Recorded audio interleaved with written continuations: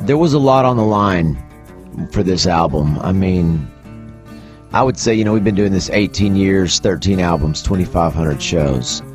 So despite people calling me up and coming, we're really just slow and steady. But there was a lot on the line for this new album. I mean, Vaquero was the follow-up to a history-making album. I mean, our album, The Underdog, which came out 2 years ago, became the first album in the history of country music to chart #1 on Country Billboard as an independent album. So we had a lot of people sitting back in the industry, at radio, and the fans going, I wonder if they can top this. So, really for the last 2 years, I didn't listen to any mainstream music. I just focused on heart and soul, and I woke up early every morning and I wrote songs. And throughout the day I wrote songs, and when the kids went to bed, I wrote songs. And, in the middle of shows, I'd have ideas and I'd write songs. And sometimes sitting at church while the preacher's preaching, I'd write songs. So my passion became an obsession. It's exciting to be this far along in my career and feel like I've only just begun. So we're really excited about the future. So many still call me a regional act, and we played 40 states and 10 countries in the last 3 or 4 years. So I'm like, yeah, I'm a regional act. We play a region called the Earth. But it's a ton of fun. I believe that there's still a place for cowboy and country music, and we've been telling people all over the nation, I'm an independent artist, and I own my own record label. And the more records we sell, the more capital we make. The more capital we make, the more people we hire. And we're building a business, we're building a career. And I let them know that they better get used to my face, because we're going to be harassing them for the next 5 to 10 years. That's tough. I mean, if I had to pick a favorite kid, though, I'd have to go with my baby girl, Jolie Kate. Not that I don't love my boys, Jake and Jack, equally, but that's my baby girl. So there's that question. As far as, there's 16 songs on the new album. I wrote them all. There's some special ones for different reasons. I actually wrote a song for Jolie Kate on the new album. It's the last track. It's called Diamonds and Daughters. When the Underdog album came out, she found out that the Underdog was written for her brothers, and she forced me to write her a song on this album. They Don't Make Them Like They Used To is one of my favorites. Just in a day and age where every time I turn on the TV or get on social media, people are being hateful to each other. They Don't Make Them Like They Used To is a challenge to all of us to live a better life, showing each other more kindness, grace, mercy, compassion, so that maybe someday our children and our children's children will look back on us and say, they don't make them like they used to. Some love songs on there from my wife. Run Wild Horses seems to be a really popular song amongst the girls, which is it's a ton of fun to sing live. Man, it's tough. Clear as a Bell. I wrote that after I listened to a bunch of Townes Van Zandt songs. So I mean, it's really, this album is just heart and soul. And people say, well, do you think there's any hits? I'm like, I don't know if there's any hits, but there's a lot of heart and soul.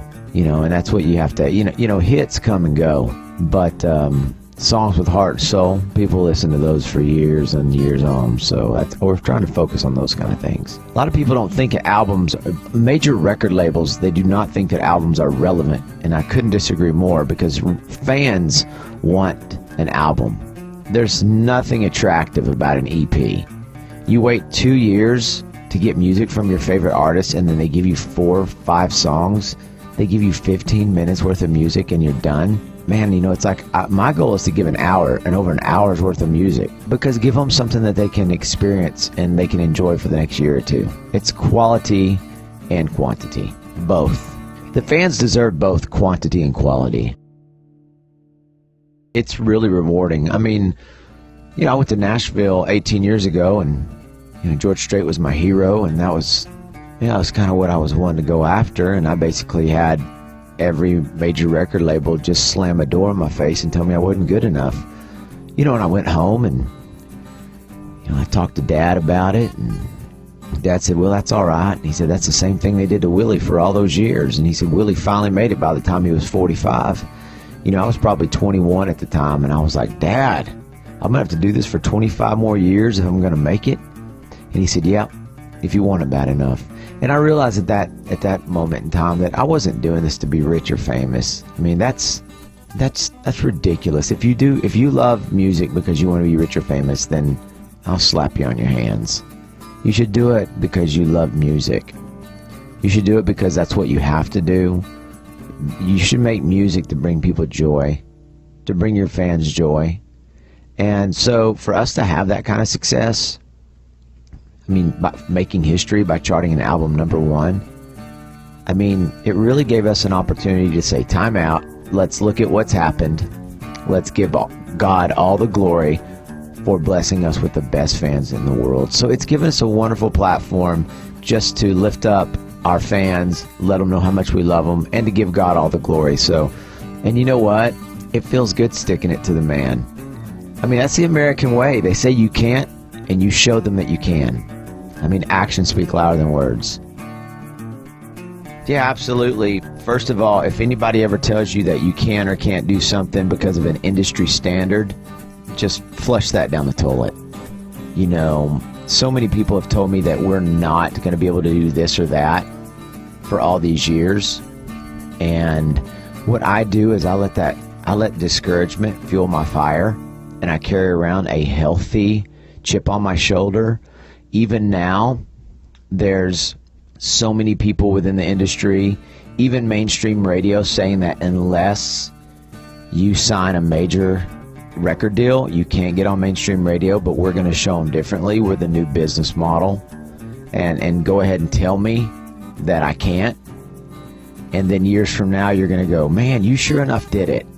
And I use my work ethic, my hustle, to tell these young kids that if you've got a dream, chase it. You can't sit on your rear. God gives you tools, but you've got to pick them up if you want to build your career. So it's an exciting time in music. I mean, I keep telling people we're the new business model. And we're very relative. I say, you know, okay, so major record label X calls you up, and they have this new act that they say you need to play because they're the best things ever. But yet they don't even believe in that act enough to let them record an entire album. They sent that act out on the road with one song. You can't do that. I run a record label. You cannot send these acts out on the road with no music. You've got to give them music. They've got to have merch. Don't send them hunting with a gun and no bullets, or a bullet and no guns. You've got to equip them with what they need so that they can succeed. So we come out on the road and the guns are loaded, musically speaking. You know, I don't know, and I'm not one of those guys that, like, I don't have anything against, like, pop country or bro country. I mean, I think music is like jelly. I think that there's all different kind of flavors, and so many of them are good. There may be some flavors that I don't think are good, but those flavors that I don't think are good, somebody else may think those are the best flavors ever. So music is art. Art is subjective. I don't know where music's going to go. I do know that the independent artist, the further we go down the road, will be the one who wins, because they're going to be the one who has control of their masters and their music and their touring and control of their life. You know, I don't burn out because when I've had enough, I make a phone call and be like, I'm tired. I need to take some time off. I need to focus more on my family. And I'm able to control my life and focus on the family more so. So I don't know where it's going to go. I mean, at the end of the day, I'm just going to stay focused on me. You know, I've always said, with Vaquero, it's been like, we don't chase phases, stages, or flavors of the month. We stay true to our brand. We work hard, and we ride a horse named Hustle. And that's what we've been doing for 18 years. So we're just going to stay true to our brand of country music. Probably won't ever win any awards, but that's okay. You know, every night at every show, somebody comes up to me and tells me that they use one of my songs in their wedding or at their grandpa's funeral, you know, or that my song helped them get through a tough time in their life. And I mean, is that not the greatest award in itself? So I'm thankful for those kind of awards. Yeah, I was at the ACMs. Yeah.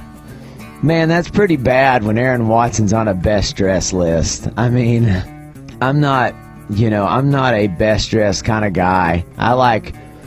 Well, maybe I am best dressed because I let my wife shop for me. But the ACMs, that was a great night. Not because of the awards show. I really didn't go for the awards show. We've been gone so much promoting the new album Vaquero that my wife's been pulling double duty. So I told her, I said, hey, why don't you drive to Dallas and go buy you the fanciest dress, and I'll take you to Vegas for the weekend, and mom and dad will watch the kids, and we'll just have fun. So for me, it wasn't about the awards, it was about her. And we had so much fun. It was fun. And we were sitting there, and Keith Urban came out at one point, and he looked at me and goes, "What's up, Aaron?" and gave me like the bro handshake. And so he made me look like a complete pimp daddy in front of my wife. So someday I'm gonna get Keith a gift for making me look so good that night. That gave me some street cred with my girl. So thanks Keith. There's so many. I mean, I always write down Psalm 118:14. The Lord is my strength and my song. He's become my salvation. And I love that because he's my strength. That's my foundation. And I also love the fact that the Lord is my song. And I'm out here singing, and he's my song. And he's my salvation. I just love that. The Lord is my strength and my song. He's become my salvation. I mean, I just like the alliteration there: strength, song, salvation. There's so much wisdom beyond our comprehension. What have I been listening to? Gosh. Oh, yeah. I mean, I know every Taylor Swift song because of my daughter. So, yeah. I've been listening to a little Halsey lately. She's got an incredibly, sexy, smoky voice. It's really cool style. I mean, I listen to everything. I love everything. But at the end of the day, I was raised on Willie Whalen and Merle. So there it is. You can find out more about me by AaronWatson.com. We're on Facebook, Twitter, Instagram. My wife is probably the best source. She's on Instagram. It's at Miss Aaron Watson. I always say people like me because they love her. So she's the real rock star. I'm just the mule that pulls the plow. But we're just having a ton of fun out here. We love the fans. One thing we can end on is the proceeds from all my record sales are going straight into my wife's purse. So she would like to say thank you so much.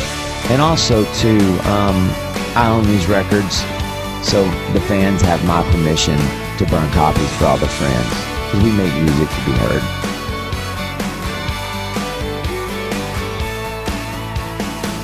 If a melody is like a memory, you're a long, hot summer night symphony, blaring on the speakers of my Monte Carlo.